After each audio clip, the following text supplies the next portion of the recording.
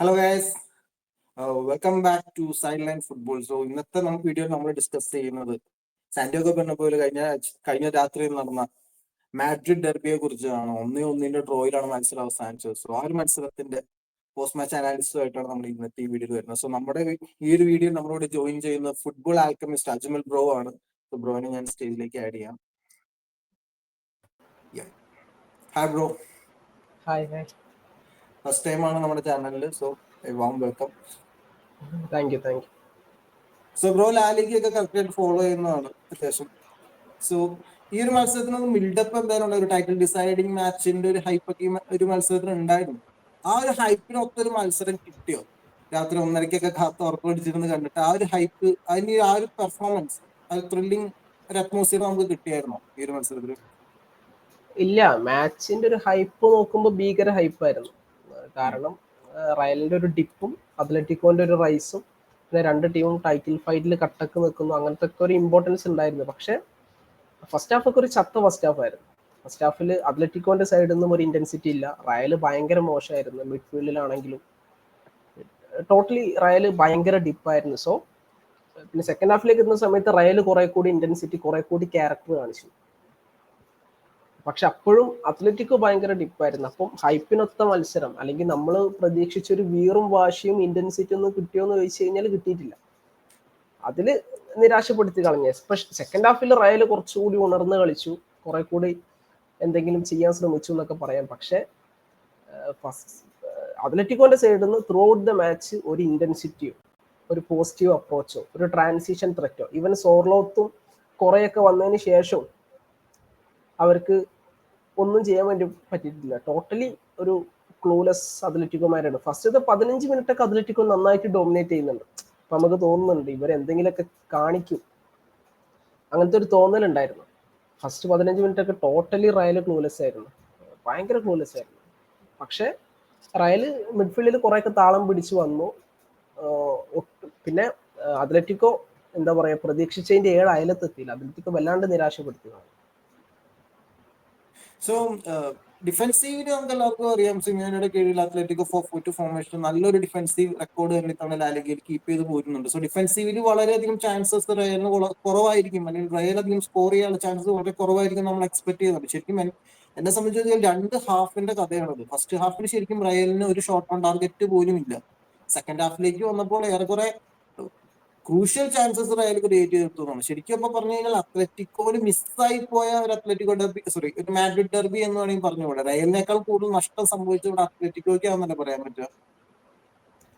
അതെ, ഇപ്പോ അത്ലറ്റിക്കോ ജയിക്കുകയാണെങ്കിൽ അവർക്ക് പോയിന്റ് ടേബിളിൽ ഒന്ന് മേലോട്ട് എത്താനുള്ള അവസരം ഉണ്ടായിരുന്നു. ശരിക്കും പറഞ്ഞു കഴിഞ്ഞാൽ നഷ്ടം റയലിനെ സംബന്ധിച്ചിടത്തോളം ഈ ഒരു ഡിഫൻസ് വെച്ച് പോയിട്ട് തോറ്റില്ല.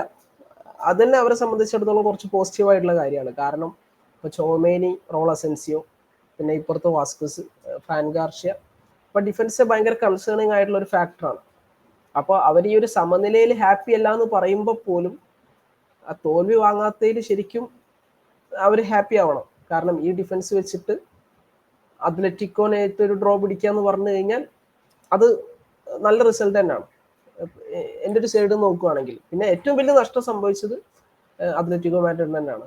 കാരണം അവർക്ക് ഇപ്പോൾ ഈ റയലിനുള്ള പോലത്തെ പ്രശ്നങ്ങളൊന്നും അത്ലറ്റിക്കോക്ക് ഇല്ല. അവിടെ ആവശ്യത്തിന് പ്ലേയേഴ്സ് ഉണ്ട്, ബെഞ്ചിൽ നിന്ന് വരാൻ പ്ലേയേഴ്സ് ഉണ്ട്, നല്ല ഡിഫൻസ് ഉണ്ട്, അറ്റാക്കിൽ ത്രെറ്റ് കൊടുക്കാൻ പറ്റുന്ന ആൾക്കാരുണ്ട്, ഗ്രീസ്മാനൊക്കെ ഉണ്ട്, ഹൂലിയൻ അൽവാരസ്, എല്ലാവരും നല്ല ഫോമിലാണ് നിൽക്കുന്നത്, ലീനോ ഒക്കെ നല്ല ഫോമിലാണ് നിൽക്കുന്നത്. പക്ഷെ അവർക്ക് ആർക്കും അവസരത്തിനൊത്ത് ഉയരാൻ കഴിഞ്ഞില്ല എന്നുള്ളതാണ് ഏറ്റവും പ്രധാനം.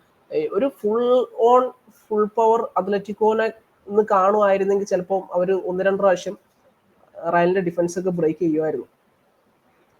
ആൻഡ് നമ്മളിപ്പോ ലൈനപ്പ് കാര്യങ്ങളൊക്കെ ആദ്യം നോക്കുകയാണെങ്കിൽ അത്ലറ്റിക്കോന്റെ ഭാഗത്ത് വലിയ സർപ്രൈസസ് ഒന്നും നമുക്ക് ഉണ്ടായില്ല. 4-4-2 അവരുടെ റെഗുലർ പ്ലേയേഴ്സ് തന്നെയായിരുന്നു. വലിയ ചേഞ്ചസ് ഒന്നും ഉണ്ടായില്ല. ആകെ അവരുടെ സെന്റർ ബാക്ക് ലെനോർമാൻഡ് സസ്പെൻഷൻ കാരണം ഉണ്ടായിരുന്നില്ല എന്നുള്ളത് മാത്രമാണ്. ജിമിനസും അതേപോലെ അല്ലെങ്കിൽ ഏറ്റവും വളരെ നന്നായിട്ട് തന്നെ സെന്റർ ബാക്ക് പെയറിംഗ് വളരെ നന്നായിട്ട് തന്നെ കീപ്പ് ചെയ്യാൻ അവർക്ക് കഴിഞ്ഞിരുന്നു. പക്ഷെ ഇനി റയലിന്റെ കാര്യത്തിലേക്ക് വരുമ്പോൾ ഡിഫൻസീവ്, അതെല്ലാവരും ചോദിച്ചിരുന്ന ഒരു കാര്യമായിരുന്നു. ആ ലെഫ്റ്റ് ബാക്ക് പൊസിഷനും റൈറ്റ് ബാക്ക് പൊസിഷനും ഫില്ല് ചെയ്യാൻ പോകുന്ന പ്ലേയേഴ്സ് അവിടെ ആൻസ്ലോട്ടി 2 ക്രൂഷ്യൽ കോൾസ് ആണ് എടുത്തത്. ഒന്ന് ഫെർലാൻഡ് പകരം ഫ്രാൻ ഗാർഷ്യ ഇറക്കാനുള്ള അദ്ദേഹത്തിന്റെ കോൺഫിഡൻസ്, അതേപോലെ റൈറ്റ് ബാക്കിൽ അഗെയിൻ ലൂക്കാസ് വാസ്കസിനെ ട്രസ്റ്റ് ചെയ്യുന്ന ഒരു കാര്യമാണ്. എല്ലാവരും എക്സ്പെക്ട് ചെയ്തതാണ് എന്തായാലും വാൽവേർഡ് സ്റ്റാർട്ട് ചെയ്യണം, നമുക്ക് വേറെ ഓപ്ഷൻ ഇല്ല ലൂക്കസ് വാസ്കസിനെ ട്രസ്റ്റ് ചെയ്യാൻ പറ്റില്ല എന്നുള്ളത്.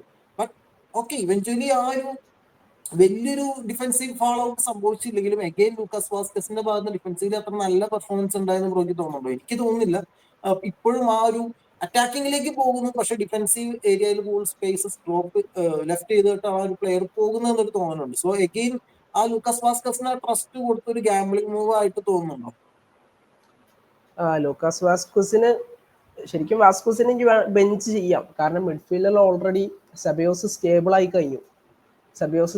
കഴിഞ്ഞു. പിന്നെ കമവിംഗ തിരിച്ചെത്തി, പിന്നെ ബെല്ലിംഗ്ഹാം ഉണ്ട്.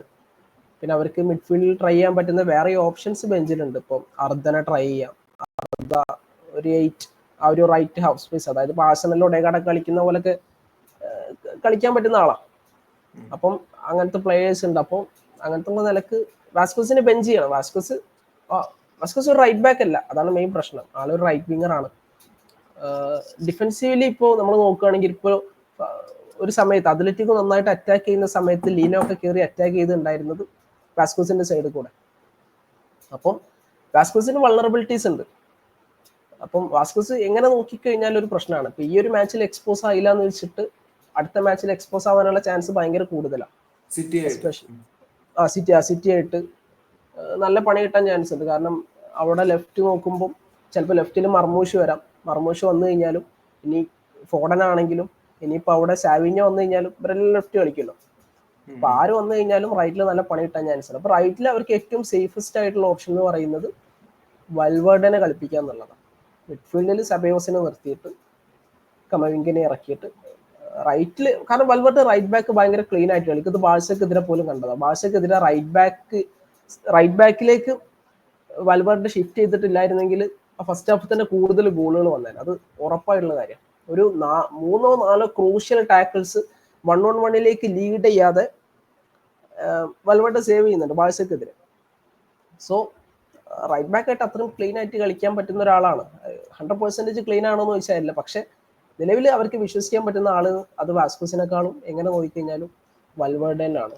അപ്പം ഇന്നലെയും ആള് സ്റ്റേബിൾ ആണോ എന്ന് ചോദിച്ചു കഴിഞ്ഞാൽ ഓക്കെ, ആള് കളിച്ചിട്ടുണ്ട്, വലിയ ബ്ലണ്ടർ ഒന്നും വരുത്തിയില്ല. പക്ഷെ അത് ക്ലിയർ ആണ്, അവിടെ വാസ്കുസിനെ കളിച്ചു കഴിഞ്ഞാൽ സ്പേസ് കൂടുതൽ ഓപ്പൺ അപ്പ് ആയി കിട്ടും ഓപ്പണൻസിന് എന്നുള്ളത്. ആൻഡ് ഇനിയിപ്പോ നേരത്തെ പറഞ്ഞ സെബയോസിന്റെ കാര്യം ശരിയാണ്. ഇപ്പൊ മിഡ്ഫീൽഡിലേക്ക് നോക്കുകയാണെങ്കിൽ വാൽവേർഡ് മിഡ്ഫീൽഡ് ഇല്ലെങ്കിൽ ഒരു പ്രശ്നമാകും എന്നൊരു തോട്ട് പ്രോസസ്സിൽ നിന്ന് സെബയോസ് ആ ഒരു ഏരിയ കവർ ചെയ്യാൻ പറ്റുന്ന പ്ലെയർ ആണെന്ന് കാണിച്ചു. ഇപ്പോൾ വാൽവേർഡ് ഇന്നലത്തെ മത്സരത്തിൽ മിഡ്ഫീൽഡിൽ ഉണ്ടായിരുന്നെങ്കിലും സാധാരണ ഇങ്ങനെയുള്ള ബിഗ് മത്സരങ്ങളിൽ വാൽവേർഡ് കൊടുക്കുന്ന ഒരു ഇമ്പാക്ട് ഉണ്ട്, ആസ് എൻ ഇമ്പാക്ട്. അത്തരത്തിലുള്ള പെർഫോമൻസ് വാൽവേർഡ് പറഞ്ഞത് ഞാൻ ശ്രദ്ധിക്കപ്പെട്ടില്ല.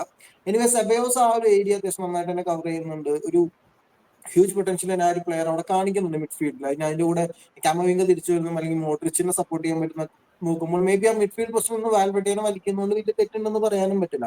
അതുപോലെ തന്നെ ഈ സെന്റർ ബാക്ക് പെയറിംഗിന് പറയേണ്ട ഒരു കാര്യമാണ്. ഈ സീസൺ തുടങ്ങുമ്പോൾ റയലിന്റെ സെന്റർ ബാക്ക് പൊസിഷനിലൊന്നും പറഞ്ഞു കേൾക്കാതിരുന്ന പേരാണ് റോൾ അസെൻഷ്യോ.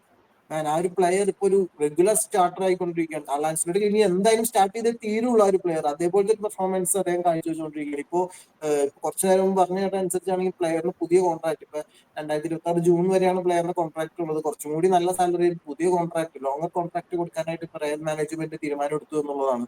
സോ വളരെ നല്ലൊരു പെർഫോമൻസ് തന്നെ അവിടെ അസെൻഷ്യോ കാഴ്ചവെക്കുന്നുണ്ട്. ഇപ്പൊ ചാവണിയാണെങ്കിലും കുറച്ചൊക്കെ പഴി കേൾക്കാറുണ്ട്. ഇന്നലത്തെ മത്സരത്തിൽ ആ ഒരു പെനാൽറ്റി ഇൻസിഡന്റ് ഒഴിച്ചിട്ട് വലിയ കാര്യമായിട്ട് ബ്ലണ്ടേഴ്സ് ചാവണിയുടെ ഭാഗത്തൊന്നും വന്നിട്ടില്ല. സോ ഇനിയിപ്പോ മറ്റുള്ള ഇഞ്ചേർഡ് ആയിട്ടുള്ള സെന്റർ ബാക്സ് തിരിച്ചു വരുമ്പോഴും റോൾ അസെൻഷ്യോ ആ ഒരു പൊസിഷൻ കീപ്പ് ചെയ്യും എന്ന് തോന്നുന്നുണ്ടോ?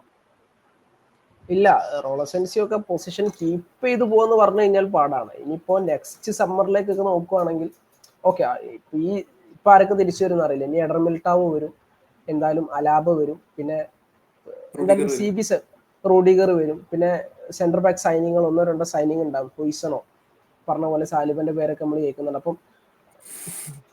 അപ്പം അത്തരത്തിലുള്ള പേരുകൾ കേൾക്കുന്നുണ്ട്. അപ്പൊ ആൾക്കത് കീപ്പപ്പ് ചെയ്ത് പോവാന്ന് പറഞ്ഞു കഴിഞ്ഞാൽ ഭയങ്കര ഡിഫിക്കൽട്ട് ആയിരിക്കും. പക്ഷെ ഇപ്പോ നാച്ചോ ഒക്കെ കളിച്ച പോലെ, നാച്ചോ അത്രയും കാലം റയലിൽ കളിച്ച പ്ലെയർ ആണ്. ഐ മീൻ ആ ഒരു ബാഡ്ജിനെ സ്നേഹിച്ചുകൊണ്ട് അവിടെ അവസരം, ഐ മീൻ ഈ പരാതി പരിഭവം ഇല്ലാതെ അവിടെ നിന്ന് കളിക്കുന്ന ഒരു പ്ലെയർ. ഇപ്പൊ സെബിയോസും അങ്ങനെയാണോ? അപ്പം അതെ, അവര് അവസരങ്ങൾക്ക് വേണ്ടി കാത്തു നിൽക്കും, അവസരം കിട്ടിക്കഴിഞ്ഞാൽ ഡെലിവർ ചെയ്യും, അങ്ങനത്തെ ഒരു പ്ലെയർ ആയിരിക്കും. അത് കഴിഞ്ഞപ്പോൾ ആളൊരു ട്രാൻസ്ഫർ എങ്ങാനും പ്രിഫർ ചെയ്യുമോ എന്നുള്ളത് കണ്ടറിയണം. പക്ഷെ ചില പ്ലേയേഴ്സ് അങ്ങനെയാണ്, അതായത് റയലിലെ ചില പ്ലേയേഴ്സ് അവർ വിട്ടുപോകണം എന്നുള്ളൊരു മൈൻഡ് സെറ്റ് അവർക്ക് ഉണ്ടാവില്ല. ഇപ്പൊ നാച്ചോ യൂറോപ്പിൽ വേറെ ഏത് ടീം പോയി കഴിഞ്ഞാലും എല്ലാ മാച്ചും സ്റ്റാർട്ട് ചെയ്യാൻ പറ്റുന്ന ഒരു പ്ലെയർ ആയിരുന്നു പ്രീമിയർ ലീഗിൽ ഏത് ടീം പോയി കഴിഞ്ഞാലും. പക്ഷെ ആള് ആ ഒരു ക്ലബിനോടുള്ള ഒരു ഇതുകൊണ്ടാണ് മൂപ്പ അത്ര കാലം അവിടെ നിന്നത്. എത്രയോ ക്രൂഷ്യൽ പെർഫോമൻസ് ടീമിന് വേണ്ടി ഡെലിവർ ചെയ്തിട്ടുണ്ട്. എനിക്ക് തോന്നുന്നു ആ ഒരു കൈൻഡ് ഓഫ് പ്ലെയർ ആയിരിക്കും മിക്കവാറും റൗൾ അസൻസിയോ. എൻ്റെ ഒരു ഇതൊക്കെ ആള് കാണിക്കുന്നുണ്ട്. പക്ഷെ അത് എപ്പോഴും ഒരു റെഗുലർ സ്റ്റാർട്ടർ ആവാന്ന് പറഞ്ഞു കഴിഞ്ഞാൽ അസൻസിയോനെ സംബന്ധിച്ചിടത്തോളം ഡിഫിക്കൽട്ട് ആയിരിക്കും, അല്ലെങ്കിൽ അത്രയും വലിയൊരു സംഭവം അവിടെ കാണിക്കണം.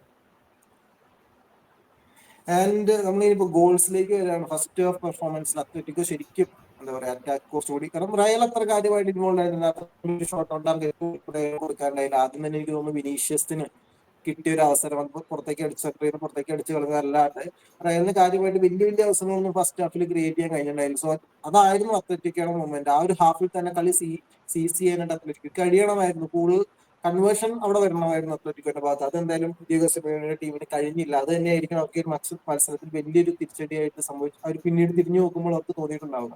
സോ നമ്മളെ ഫസ്റ്റ് ഗോള് വന്ന വഴി നോക്കുകയാണ്, എഗെയിൻ ഒരു VAR കോൺട്രവേഴ്സി അവിടെ വന്നു എന്നൊരു സംസാരമുണ്ട്. ഇപ്പോ അതൊരു എന്താണ്, ആ ഒരു പെനാൽറ്റിയെ കുറിച്ചുള്ള ബ്രോയുടെ അഭിപ്രായം എന്താണ്? ആ ഒരു പെനാൽറ്റി നോക്കുന്ന സമയത്ത് ബോള് പ്ലേന്ന് പോയതിന് ശേഷമാണ് ആ ചവിട്ട് നടക്കുന്നത്. അപ്പം അങ്ങനത്തെ ഇൻസിഡന്റ് നോക്കാം. അപ്പോൾ ശക്തമായിട്ട് രണ്ട് സൈഡിൽ നിന്നും ആൾക്കാർ വാദിക്കുന്നുണ്ട്. അതായത് ഇപ്പൊ ഈ സെയിം റഫറി തന്നെ അത് പെനാൽറ്റി കൊടുക്കാതിരുന്നിട്ടുണ്ട്, ഇപ്പൊ കൊടുത്തിട്ടുണ്ട്. സോ എനിക്ക് തോന്നുന്നു ഓൺ പേപ്പർ അത് പെനാൽറ്റിയാണ്. കാരണം പെനാൽറ്റി ബോക്സിൽ വെച്ച് ചവിട്ട് വരിക എന്ന് പറഞ്ഞു കഴിഞ്ഞാൽ അത് പെനാൽറ്റിയാണ്. പക്ഷെ ചില സോഫ്റ്റ് പെനാൽറ്റി എന്നാണ് ഈ പറഞ്ഞത്.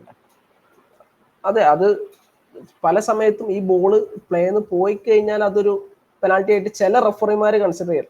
റഫറിമാർക്കുള്ള ഒരു വിവേചനാധികാരം ഉണ്ടല്ലോ, അവരുടെ ചോയ്സ് പോലെ വിളിക്കുന്ന ഒരു പരിപാടി. ചില സമയത്ത് അത് റഫറിമാർ കൊടുക്കാറില്ല. എനിക്കൊരു സോഫ്റ്റ് ഗോൾ ആയിട്ട് തോന്നിയത്. അത് ചില സമയത്തൊന്നും കൊടുത്ത് കാണാറില്ല ഇങ്ങനെ വരുന്ന സമയത്ത്.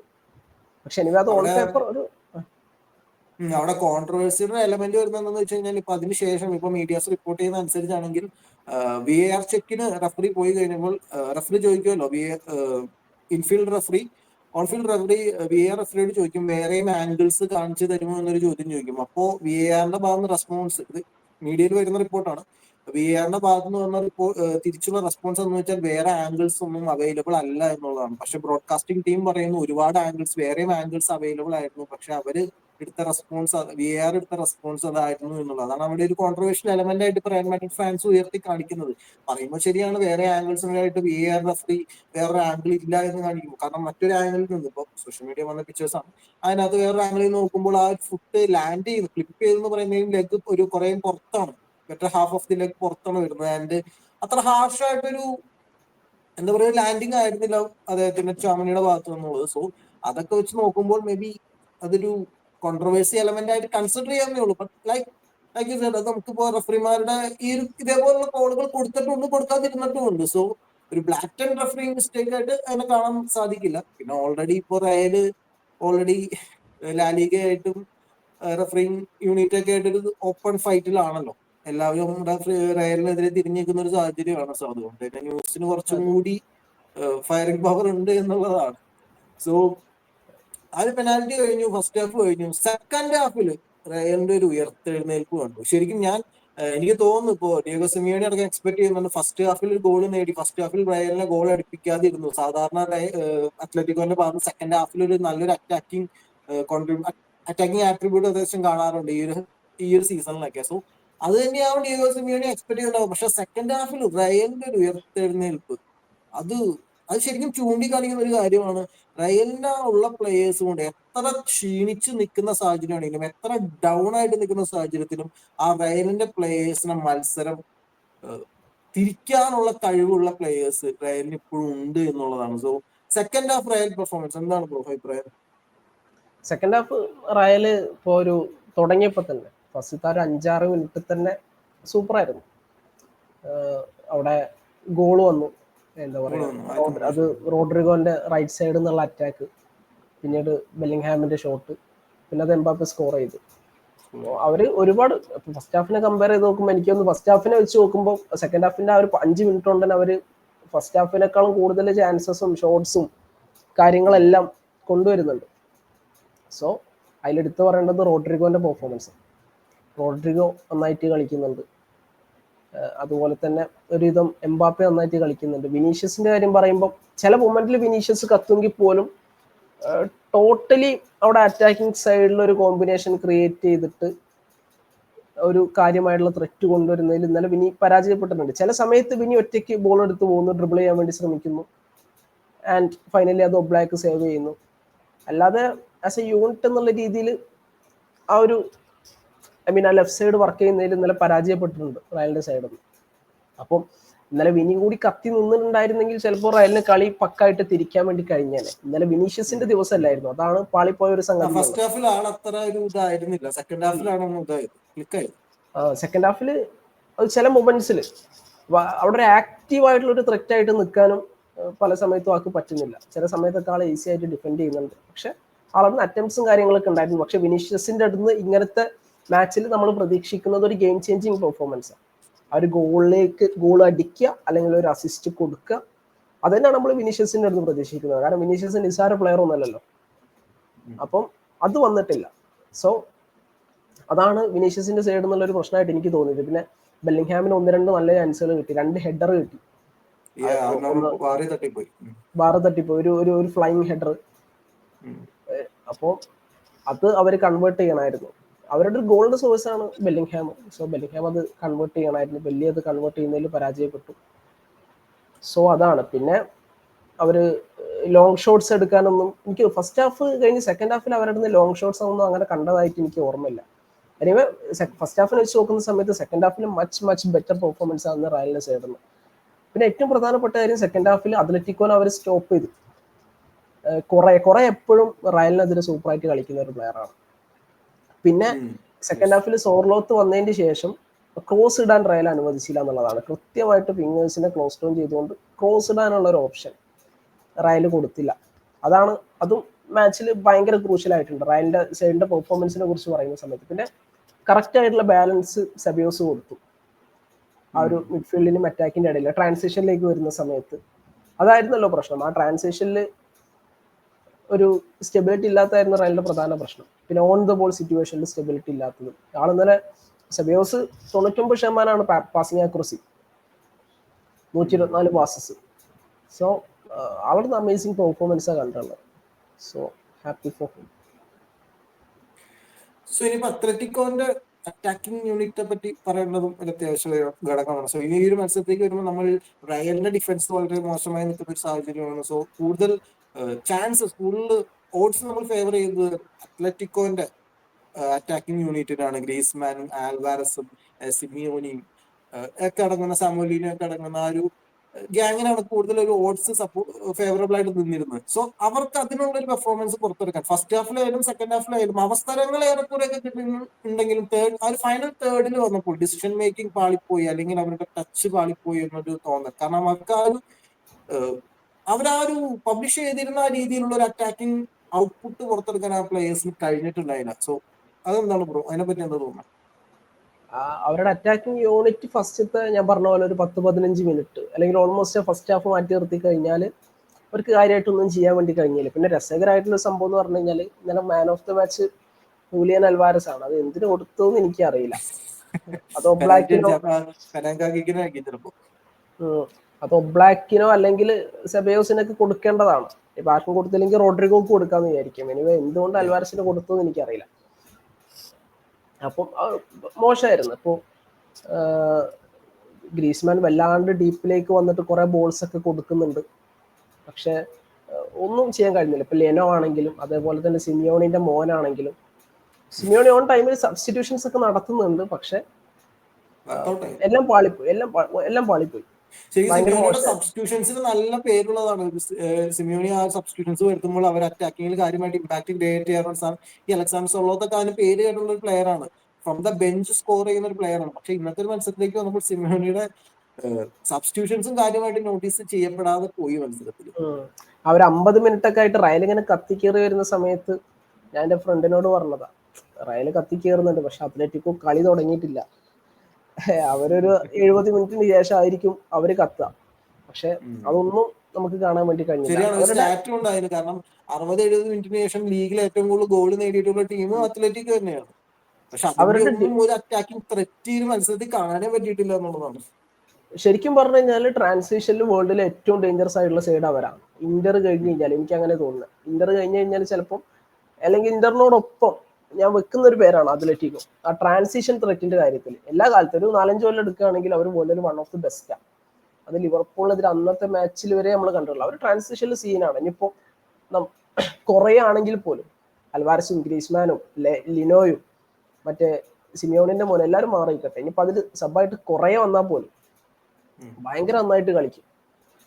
അപ്പോൾ അവർക്ക് ആ ത്രെറ്റ് ഒന്നും കൊണ്ടുവരാൻ കഴിഞ്ഞില്ല. പിന്നെ അവരുടെ ഡിഫൻസീവ് യൂണിറ്റ് സ്റ്റേബിൾ ആയിട്ട് കളിച്ചു, അത് എടുത്തു പറയേണ്ട. നമുക്ക് റയലിന്റെ സബ്സ്റ്റിറ്റ്യൂഷൻസ് നോക്കി ആൻസലോട്ടി ചില സബ്സ്റ്റിറ്റ്യൂഷൻസ് ഹോൾഡ് ചെയ്ത് വെച്ചോളൂ. കാരണം ബ്രഹീം ഡയാസിനെ ഒക്കെ കൊണ്ടുവന്നു, കാരണം 1-1 നിൽക്കുന്നു, 50 മിനിറ്റ് ആയപ്പോൾ കണ്ടി 1-1 സ്കോർ ലൈനിലേക്ക് മത്സരം പോയത്. അതിനുശേഷം എനിക്ക് തോന്നുന്നു അവസാന നിമിഷങ്ങളൊക്കെ എത്താറായപ്പോഴാണ് ബ്രഹീം ഡയാസിനൊക്കെ അവസരം കൊടുത്തത്. ബോൾ ക്യാരിങ് റയലിന് വേണ്ടി നന്നായിട്ട് ബോൾ ക്യാരി ചെയ്യാൻ പറ്റുന്ന ഒരു പ്ലെയറാണ് ബ്രഹീം ഡയാസ്, അത്യാവശ്യം കൺട്രോളോട് കൂടി തന്നെ. പക്ഷെ ആ ഒരു പ്ലെയറെ ഇറക്കിയതൊക്കെ ലേറ്റ് ആയി പോയില്ലേ. സോ കാർലോ ആൻസലോട്ടിയുടെ ഭാഗത്തുനിന്ന് സബ്സ്റ്റിറ്റ്യൂഷൻസ് അത്യാവശ്യം ഒരു നെഗറ്റീവ് സൈഡിൽ തന്നെ ഒരു നെഗറ്റീവ് ടച്ചോടെ തന്നെ കാണേണ്ടി വരില്ലേ കാർലോ ആൻസലോട്ടിയുടെ ഭാഗത്തുനിന്ന്. ലോ ബ്ലോക്കിനെതിരൊക്കെ കളിക്കാൻ പറ്റുന്ന ആളാണ് ബ്രാഹിം ഡിയാസ്. ആളുടെ ബോൾസും കാര്യങ്ങളൊക്കെ അടിപൊളിയാണ്. അപ്പോൾ അത് ശരിക്കും എൻ്റെ ഒരു വ്യൂ നോക്കുമ്പോൾ ഞാൻ അങ്ങനെ ചിന്തിച്ചത്, അതായത് മോശമാണ്. കാരണം ബ്രാഹിമിനെ പോലെ ഇത്രയും ത്രെറ്റ് കൊണ്ടുവരാൻ പറ്റുന്ന പ്ലെയറെ നേരത്തെ ഇറക്കണമായിരുന്നു. ബ്രാഹിമിനെ അല്ലെങ്കിൽ മിഡ്ഫീൽഡിൽ അർദ്ധ ഗ്യൂളറെ ചാൻസസ് കൊടുക്കണമല്ലോ, കാരണം ഇവരെല്ലാം ക്വാളിറ്റി ഉള്ള പ്ലെയേഴ്സാണ്, എല്ലാവരും സൂപ്പർ ടോപ്പ് ക്വാളിറ്റി പ്ലെയേഴ്സാണ്. അവരെ നേരത്തെ ഇറക്കണമായിരുന്നു. 80-80 മിനിറ്റിലാണ് ആദ്യം സബ്സ്റ്റിറ്റ്യൂഷൻ വരുന്നത്.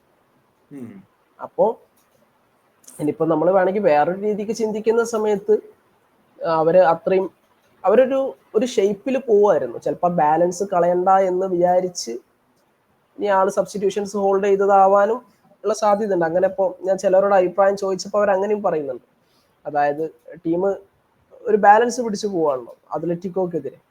സോ ഒരു ഇംബാലൻസ് ക്രിയേറ്റ് ചെയ്യണ്ടെന്ന് വിചാരിച്ചിട്ട്, I mean out and out അറ്റാക്കിന് പോയിട്ട് ഇനി ഗോൾ വാങ്ങേണ്ട ഒരു പരിപാടി വേണ്ട, ഫസ്റ്റ് തന്നെ സബ്സ്റ്റിറ്റ്യൂഷൻസ് നടത്തിയിട്ട് ഭയങ്കര അറ്റാക്കിംഗ് ഇൻസ്റ്റിങ്ക്റ്റ് കാണിച്ചിട്ട് പണി മേടിക്കേണ്ട എന്നുള്ളൊരു മൈൻഡ് സെറ്റിൽ കുറച്ചുകൂടെ ഹോൾഡ് ചെയ്ത് പണിയെടുക്കാം എന്ന് വിചാരിച്ചാവുന്നാണ് പറയുന്നത്. ഇപ്പോൾ ബ്രാഹിം ഒന്ന് വന്ന ശേഷവും എനിക്ക് തോന്നുന്നില്ല ഭയങ്കര ഇതൊന്നും അവർക്ക് ചെയ്യാൻ വേണ്ടി കഴിഞ്ഞില്ല. സോ എനിക്കൊന്ന് അവസാനം ചിലപ്പോൾ കാർലോ ഒരു 1-1 ആയിട്ട് പോവാന്ന് വിചാരിച്ചിട്ടുണ്ടാവും, വലിയ പണി മേടിക്കാതെ. എനിക്ക് അങ്ങനെ തോന്നുന്നത് ശരിക്കും. ഇനിയിപ്പോൾ ആളൊന്ന് സേഫായി നിൽക്കാൻ വേണ്ടിയിട്ട്, അല്ലെങ്കിൽ അതായിരിക്കും തോന്നുന്നത് ചിലപ്പോൾ സബ്സ്റ്റിറ്റ്യൂഷൻസ് ഹോൾഡ് ചെയ്തത്. പിന്നെ ചിന്തിക്കുമ്പോൾ എനിക്ക് തോന്നിയൊരു കാര്യമാണ്. ഇനിയിപ്പോ അതായത് നമ്മൾ ഫസ്റ്റ് ഹാഫ് നമ്മൾ പറഞ്ഞു അത്ലറ്റിക്കോയുടെ കയ്യിലായിരുന്നു കാര്യങ്ങൾ മൊത്തം. സോ അതിനെ പിടിച്ചു നിർത്തിയത് റോളസിൻഷും ഫാൻ ഗാർഷ്യയും ഷാമണി അടങ്ങുന്ന ഡിഫൻസീവ് യൂണിറ്റ് വളരെ നന്നായിട്ട് തന്നെ അതിനെ പിടിച്ചു നിർത്തി. ഞാൻ അതിനകത്ത് വാസ്കസിന്റെ പേര് ചേർത്ത് പറയുന്നില്ല, എന്നാലും ബാക്കിയുള്ള ഡിഫൻസീവ് പ്ലേയേഴ്സ് അത്യാവശ്യം നന്നായിട്ട് അതിന്റെ പെർഫോമൻസ് നല്ല രീതിയിൽ പെർഫോമൻസ് കാഴ്ചവെച്ചു. എസ്പെഷ്യലി ഫാൻ ഗാർഷ്യയും റോളസിൻഷയും എല്ലാം നല്ല രീതിയിൽ തന്നെ ക്ലിയറൻസും കാര്യങ്ങളും ഇന്റർസെപ്ഷൻസും ലാസ്റ്റ് ഫൈനൽ തേർഡിലെല്ലാം നല്ല രീതിയിൽ ഡിഫൻസ് കാഴ്ചവെക്കാൻ അവർക്ക് കഴിഞ്ഞു. സോ ഇനി സെക്കൻഡ് ഹാഫിലേക്ക് വരുമ്പോൾ റയലിന് കൺട്രോൾ കിട്ടിയ സാഹചര്യത്തിൽ റയലിനെതിരെ അത്ലറ്റിക്കോനെ പിടിച്ചു നിർത്തിയത് ഒബ്ലാക്ക് ആണെന്നൊരു സ്റ്റേറ്റ്മെന്റ് എന്റെ പറഞ്ഞുണ്ട്. കാരണം ഒബ്ലാക്കിന്റെ സേവുകൾ ഞാൻ പറയുകയാണെങ്കിൽ ആ ഫസ്റ്റ് ഗോൾ വന്നതിന് ശേഷം അത് ഒബ്ലാക്കിന്റെ കാര്യമൊന്നും ചെയ്യാൻ പറ്റില്ല. കാരണം ജിംനസിന്റെ കാലത്ത് ഒരു ബ്ലോക്ക് ആയി പോയ ലൂസ് ബോളാണ് എംബാപ്പെ എടുത്ത് ഷൂട്ട് ചെയ്യുന്നത്. സോ അതിന് ശേഷമുള്ള ഷോട്ടുകൾ നോക്കുകയാണെങ്കിൽ നമ്മള് തൊട്ടടുത്ത നിമിഷം തന്നെ ബെല്ലിംഗാമിന്റെ പറഞ്ഞു ഹെഡർ വന്നു, അതിനുശേഷം ബാലി തട്ടിപ്പോയി ഹെഡർ, അതിനുശേഷം ഒരു അല്ലാതൊരു ഹെഡർ വന്നു, അതോ ബ്ലാക്ക് സേവ് ചെയ്യുന്നു, റോഡ്രിഗോന്റെ ഭാഗത്ത് ഷോട്ട് വരുന്നു, എംബാപ്പയുടെ ഭാഗത്ത് ഷോട്ട് വരുന്നു, വിനീഷ്യസിന്റെ ഭാഗത്ത് ഷോട്ടുകൾ വരുന്നു, വാസ്കസിന്റെ ഭാഗത്ത് ഷോട്ട് വരുന്നു. സോ അവിടെ എല്ലാം അത്ലറ്റിക്കോനെ പിടിച്ചിരുന്നത് ഒബ്ലാക്ക് എന്ന് പറയുന്ന ഒരു പ്ലെയർ ആണ്. ആ ഒരു മത്സരത്തിൽ അല്ലെങ്കിൽ ടേൺ ഓവർ ശരിക്കും സംഭവിച്ചതിന് റയലിന്റെ ഭാഗത്തുനിന്ന്. സോ ഒബ്ലാക്കിന്റെ പെർഫോമൻസിനെ കുറിച്ച് എന്താണ് നമ്മൾ കുറെ കാലമായിട്ട് കാണുന്ന ഒബ്ലാക്കിന്റെ ഈ ഡെർബി മത്സരത്തിലൊക്കെ വരുമ്പോൾ ഒബ്ലാക്കിന്റെ ഒരു എനർജി. സോ അതിനെ പറ്റി എന്താണ് ബ്രോ? ഒബ്ലാക്ക് നല്ല പെർഫോമൻസ് ആയിരുന്നു. ആ വിനീഷ്യസിന്റെ ഷോട്ട്, ആള് ലെഫ്റ്റിൽ നിന്ന് ബോക്സിലോട്ട് കയറി വന്നിട്ട് അത് ഒരു രക്ഷയില്ലാത്ത സേവായിരുന്നു. സേവ് ഓഫ് ദ മാച്ച് എന്നൊക്കെ നമുക്ക് പറയും. അത് മനസ്സിലാവുന്നില്ല, കൈ തട്ടിയതാണോ ബാർ തട്ടിയതാണോ മനസ്സിലാവില്ല. ശരി, പന്ത് പൊന്തിപ്പോയത് മാത്രം ആദ്യം മനസ്സിലായിരുന്നു. അതെ, 4-5 പ്രാവശ്യം നോക്കിയിട്ടാണ് പിന്നെ എനിക്കൊന്ന് അത് കോർണർ കൊടുത്തു, അപ്പോഴാണ് മനസ്സിലാവുന്നത് ഇതൊരു സേവ് ആണ്. സോ ഒബ്ലാക്ക് ഒരു രക്ഷയില്ലാത്ത ഗോൾ കീപ്പറാണ്. അപ്പോൾ സിമിയോണിന്റെ കണ്ണി നോക്കുവാണെങ്കിൽ സിമിയോണി പലവട്ടം പറഞ്ഞിട്ടുണ്ട് വേൾഡിലെ ബെസ്റ്റ് കീപ്പർ ഒബ്ലാക്ക് ആണെന്ന്. സോ മൂപ്പരുടെ സിസ്റ്റത്തിൽ ബെസ്റ്റ് ആണ്, സൂപ്പറാണ്. ബിഗ് ഗെയിംസിൽ വരുന്ന സമയത്ത് എപ്പോഴും ആള് ഡെലിവർ ചെയ്യും. സോ ഒബ്ലാക്ക് വേറൊരു മനുഷ്യനാണ്. പിന്നെ ബെല്ലിംഗ്ഹാമിന്റെ ഒരു ഹെഡർ ആള് സേവ് ചെയ്യുന്നുണ്ടെന്ന് എൻ്റെ ഓർമ്മ. സോ ആളുടെ പെർഫോമൻസ് ഇപ്പോൾ അത്ലറ്റിക്കോന്റെ സൈഡ് നോക്കുന്ന സമയത്ത് ബെസ്റ്റ് പ്ലെയർ എന്ന് പറഞ്ഞു കഴിഞ്ഞാൽ ഒബ്ലാക്ക് ആയിരുന്നു. സെക്കൻഡ് ഹാഫ് പെർഫോമൻസ് മാത്രം മതി പറയാനായിട്ട്. ആൻഡ് നമ്മളിപ്പോ എൽ ക്ലാസിക്കോ ഈ കുറച്ചു കാലങ്ങളായിട്ട് എൽ ക്ലാസിക്കോനേക്കാളും കൂടുതൽ വീറും വാശിയും ഫയറും എല്ലാം ഇപ്പൊ ഈ മാഡ്രിഡ് ഡെർബിക്ക് വന്നു തുടങ്ങിയിട്ടുണ്ട്. പക്ഷെ ഫോർച്ചുനേറ്റ്ലി ഇന്നലെ അടിയൊന്നും പൊട്ടിയില്ല, കാർഡുകൾ അങ്ങനെ കാര്യമായിട്ട് ഉയർന്നില്ല. ബട്ട് അത് ഞാൻ ചോദിക്കുകയാണ്, ഇപ്പൊ ഈ ഒരു മത്സരത്തിലെ റിസൾട്ട് കൊണ്ട് വിജയം ശരിക്കും ബാഴ്സലോണയ്ക്കല്ലേ? രണ്ട് ടീമുകളും അത്ലറ്റിക്കോ ആണെങ്കിലും റയലിനാണെങ്കിലും ഓരോ പോയിന്റ് വെച്ച് മാത്രം കിട്ടുന്നു. സോ ഇതിന്റെ പിറകെ തൊട്ട് പിറകെ വരുന്ന ബാഴ്സയ്ക്ക് ആണെങ്കിൽ ഇനി റയലായിട്ടും മത്സരമുണ്ട്, അത്ലറ്റിക്കോ ആയിട്ടും മത്സരമുണ്ട്. സോ ഇവിടെ ശരിക്കും ഈ ഒരു നൈറ്റിലെ വിന്നർ എന്ന് പറയുന്നത് ശരിക്കും ബാഴ്സയല്ലേ? അതെ അതെ, ആ മാഡ്രിഡ് ഡെർബി കൊണ്ട് മെച്ചുണ്ടായത് ബാഴ്സക്കാ. ഇതിപ്പോ റയൽ ജയിച്ചിരുന്നെങ്കിലും അത്ലറ്റിക്കോ ജയിച്ചിരുന്നെങ്കിലും നമുക്ക് സീനായിരുന്നു. ഇപ്പൊ ഇത് ഡ്രോയിൽ ഒതുങ്ങിയതോടെ ഇപ്പൊ റയലിന് 50 പോയിന്റ്, അത്ലറ്റിക്കോക്ക് 49 പോയിന്റ്, നമുക്ക് 45 പോയിന്റ്. ഒരു മാച്ച് ഹാൻഡ് സെമിയായിട്ട് മത്സരം വരുന്നുണ്ട്. ആ മത്സരം വിജയിച്ചു കഴിഞ്ഞിട്ടുണ്ടെങ്കിൽ വിജയിച്ചു കഴിഞ്ഞാൽ അത്ലറ്റിക്കോ ഒരു പോയിന്റ് താഴെയോ അങ്ങനെ കണ്ടല്ലേ? അതെ, അപ്പൊ നമ്മളെ മാച്ച് ജയിച്ചു കഴിഞ്ഞാൽ റയൽ 50, അത്ലറ്റിക്കോ 49, ബാഴ്സലോണ 48 എന്നുള്ള ലെവലിലേക്ക് എത്തും. അപ്പൊ ഒരു പ്രോപ്പർ 3 ഹോഴ്സ് ടൈറ്റിൽ റേസ് അവിടെ ഓണാവും. ശരിക്കും മെച്ചുണ്ടായത് നമുക്കാ, 100% പറയാം. അപ്പൊ ഒരു ത്രീ വേ ടൈറ്റിൽ റേസ് ഇപ്പൊ ഓപ്പൺ ആണ്.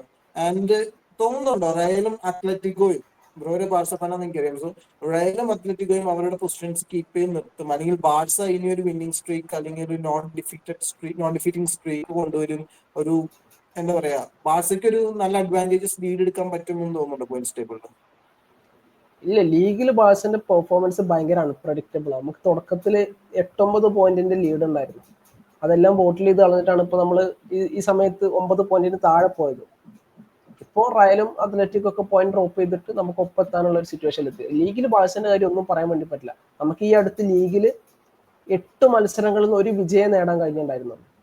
അങ്ങനെയൊക്കെ ഉണ്ടായിട്ടുണ്ട്. 8 മത്സരങ്ങളിൽ നിന്ന് ഒരു വിജയം മാത്രം നേടാൻ പറ്റുന്ന അവസ്ഥയൊക്കെ ബാഴ്സക്ക് ഉണ്ടായിട്ടുണ്ട്. സോ ലീഗിൽ ബാഴ്സന്റെ കാര്യം ഒന്നും പറയാൻ വേണ്ടി പറ്റില്ല. പിന്നെ റയലിന്റെ കാര്യം ഏകദേശം അങ്ങനെയൊക്കെ തന്നെയാണ്. അവരുടെ ഡിഫൻസ് വെച്ചിട്ട് ഇപ്പോൾ അത്ലറ്റിക്കോക്കെതിരെ നന്നായിട്ട് കളിച്ചെങ്കിൽ പോലും ഇതെപ്പോഴും ഇതേപോലെ പോകണമെന്നില്ല ഈ ഡിഫൻസ് ഒന്നും. അത് ഇമ്പോർട്ടൻ്റ് ആയിട്ടുള്ളൊരു കാര്യം. അതുപോലെ അല്ല, പക്ഷെ നമ്മൾ അത്ലറ്റിക്കോന്റെ സൈഡിലേക്ക് വരികയാണെങ്കിൽ അവർക്ക് കുറെ കൂടി ബെറ്റർ ആയിട്ട്, അവർക്ക് ബാഴ്സനേക്കാളും റയലിനേക്കാളും ബെറ്റർ സ്ക്വാഡ് ഡെപ്തും ഉണ്ട്. അവർക്ക് വലിയ ഇഷ്യൂസും ഇല്ല.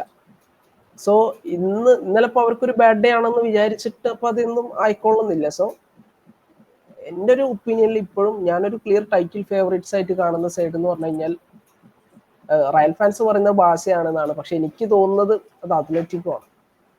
സ്ക്വാഡ് ഡെപ്തും കാര്യങ്ങളൊക്കെ വെച്ച് നോക്കും. ബാഴ്സക്കൊക്കെ ചിലപ്പോൾ ഒരു ഇഞ്ചുറി മതി കാര്യങ്ങൾ തിരിയാൻ വേണ്ടിയിട്ട്. പക്ഷെ വലിയ തരക്കേടില്ലാത്ത ഡെപ്തും കാര്യങ്ങളൊക്കെ അത്ലറ്റിക്കോക്ക് ഉണ്ട്. സോ അത്ലറ്റിക്കോ ഭയങ്കര സീനാണ്. പിന്നെ റയലിന്റെ കാര്യം നമുക്ക് പറയാൻ വേണ്ടി പറ്റില്ല, അവരെപ്പോൾ ക്യാരക്ടർ കാണിക്കും. റയലും പറഞ്ഞ പോലെ അൺപ്രഡിക്റ്റബിൾ ആണ്.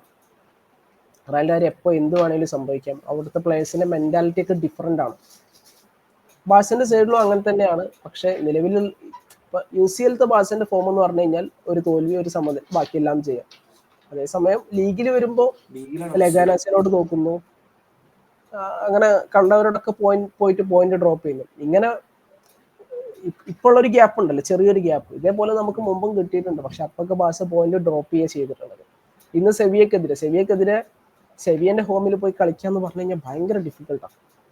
അവര് എനിക്ക് തോന്നുന്നു മറ്റ് മാച്ച് ഉണ്ട് അത്ലറ്റിക്കോ വേഴ്സസ് സെവിയ, അതിൽ 4-3 അത്ലറ്റിക്കോ ജയിക്കുന്നത്. സെവിയ 3 ഇങ്ങോട്ട് അടിച്ചു, 4 ഇവര് തിരിച്ചടിച്ചുകൊണ്ട് ജയിച്ചു.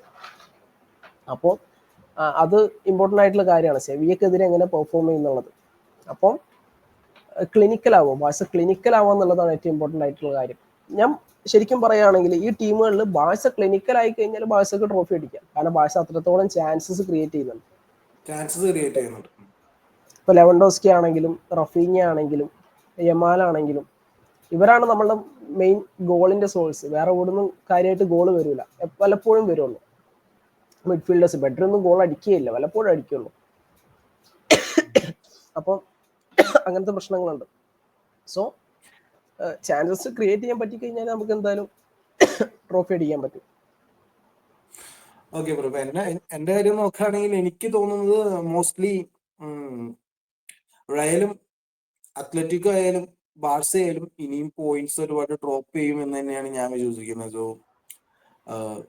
ഒരു ഓപ്പൺ റേസ് തന്നെയാണ്, 3 ടീമുകൾക്ക് ഒരു ഓപ്പൺ റേസ് തന്നെയാണ്. പക്ഷെ പോയിന്റ്സ് ഡ്രോപ്പ് ചെയ്യുന്നത് ഇനിയും സംഭവിക്കാനുള്ള ചാൻസ് തന്നെയുണ്ട്. ഞാനും ഇവിടെ ബ്രോ പറഞ്ഞ പോലെ ചെറിയൊരു എഡ്ജ് കൊടുക്കുന്നത് അത്ലറ്റിക്കോക്ക് തന്നെയാണ്. കാരണം അവരുടെ ഒരു ഗെയിം പ്ലാൻ വർക്ക്ഔട്ട് ആയി. ഈ സീസണിൽ ആ 4-4-2 എന്ന് പറയുന്ന ആ ഒരു ഫോർമേഷനിലേക്ക് തിരിച്ച് റീഅഡാപ്റ്റ് ചെയ്ത് കഴിഞ്ഞപ്പോൾ അവരുടെ ആ ഗെയിം പ്ലാൻ വർക്ക് ചെയ്യുന്നുണ്ട്. അവരുടെ ഡിഫൻസ് വളരെ സോളിഡ് ആണ്. അത് എന്റെ നമ്മൾ പറയുമല്ലോ, goals win matches, defence wins titles എന്ന് നമ്മൾ പറയുമല്ലോ. സോ ആ ഒരു സ്റ്റേറ്റ്മെന്റ് വെച്ച് നോക്കുമ്പോൾ എനിക്ക് തോന്നുന്നു അത്ലറ്റിക്കോക്ക് ചെറിയൊരു എഡ്ജ് ഞാൻ കണ്ടാൽ ആ സ്കോഡത്തും എടുത്തു പറയേണ്ട ഒരു കാര്യം തന്നെയാണ്. സോ പക്ഷെ 3 ടീമുകളും പോയിന്റ്സ് ഇനിയും ഡ്രോപ്പ് ചെയ്യും എന്ന് തന്നെയാണ് ഞാനും വിശ്വസിക്കുന്നത്. സോ ഒരു ഇൻട്രസ്റ്റിംഗ് ആയിട്ടുള്ള ഒരു ലാലിഗ ടൈറ്റിൽ റേസ് കുറെ കാലത്തിന് ശേഷം നമുക്ക് കാണാൻ കഴിയും. ഒരു 3-way ടൈറ്റിൽ റേസ് കിട്ടുമെന്ന് തന്നെയാണ് ഞാൻ വിശ്വസിക്കുന്നത്.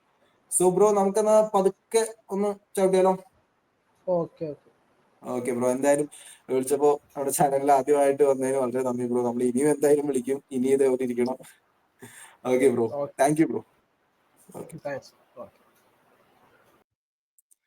So that was Ajmal from Football Alchemist. എല്ലാവരും അദ്ദേഹത്തിന്റെ ചാനൽ ഒന്ന് കയറി നോക്കുക. നല്ലൊരു ചാനലാണ് അദ്ദേഹത്തിന്റെ. സോ എല്ലാവരും അദ്ദേഹത്തിന്റെ ചാനലൊക്കെ നോക്കുക. ഞാൻ ലിങ്ക് ഡിസ്ക്രിപ്ഷനിൽ ഇടാൻ നോക്കാം. ആൻഡ് ഫൈനലി നമ്മുടെ ചാനലും ഇതേപോലെ ഡിസ്കഷൻസും കാര്യങ്ങളൊക്കെ ഇഷ്ടപ്പെടുന്നുണ്ടെങ്കിൽ, ഈ വീഡിയോ ഇഷ്ടപ്പെട്ടെങ്കിൽ നമ്മുടെ ചാനലും കയറി നോക്കുക. സബ്സ്ക്രൈബ് ചെയ്യാത്തവരുണ്ടെങ്കിൽ സബ്സ്ക്രൈബ് ചെയ്യുക. ചാനൽ വീഡിയോസ് ലൈക്ക് ചെയ്യാൻ ശ്രമിക്കുക. കാരണം നിങ്ങൾ വീഡിയോസ് ലൈക്ക് ചെയ്യുമ്പോഴാണ് കൂടുതൽ ആളുകളിലേക്ക് നമ്മുടെ ചാനൽ റീച്ച് ആവുകയുള്ളൂ, നമ്മുടെ വീഡിയോസ് റീച്ച് ആവുകയുള്ളൂ എന്നുള്ളതാണ്. സോ ലൈക്ക് ചെയ്യാൻ മറക്കാതെ ലൈക്ക് ചെയ്യുക. ആൻഡ് സബ്സ്ക്രൈബ് ചെയ്യാത്തവർ സബ്സ്ക്രൈബ് ചെയ്യുക. നിങ്ങളുടെ മറ്റുള്ള ഫുട്ബോൾ ഫ്രണ്ട്സിലേക്കും ഈ വീഡിയോ ഷെയർ ചെയ്യാൻ ശ്രമിക്കുക. And finally, thank you for watching this video and have A nice day.